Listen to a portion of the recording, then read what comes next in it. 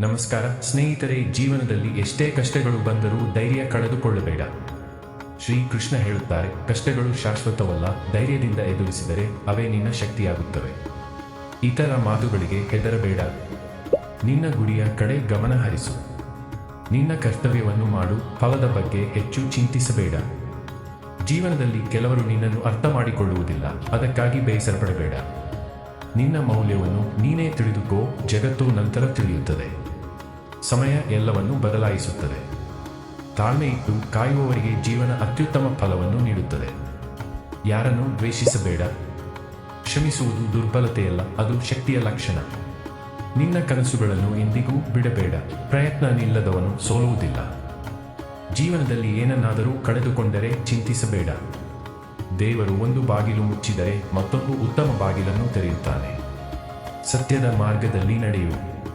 ಸತ್ಯ ಮತ್ತು ಧರ್ಮ ಯಾವಾಗಲೂ ಗೆಲ್ಲುತ್ತವೆ. ನಿನ್ನ ಮೇಲೆ ನಂಬಿಕೆ ಇಟ್ಟುಕೋ. ನೀನು ನಿನ್ನನ್ನು ನಂಬಿದರೆ ಜಗತ್ತನ್ನೇ ಗೆಲ್ಲಬಹುದು. ಕೊನೆಯಲ್ಲಿ ನೆನಪಿಡಿ, ಪ್ರತಿ ಸಮಸ್ಯೆಗೂ ಒಂದು ಪರಿಹಾರ ಇರುತ್ತದೆ. ದೇವರ ಮೇಲೆ ನಂಬಿಕೆ ಇಟ್ಟು ಮುಂದೆ ಸಾಗು. ಜೈ ಶ್ರೀ ಕೃಷ್ಣ.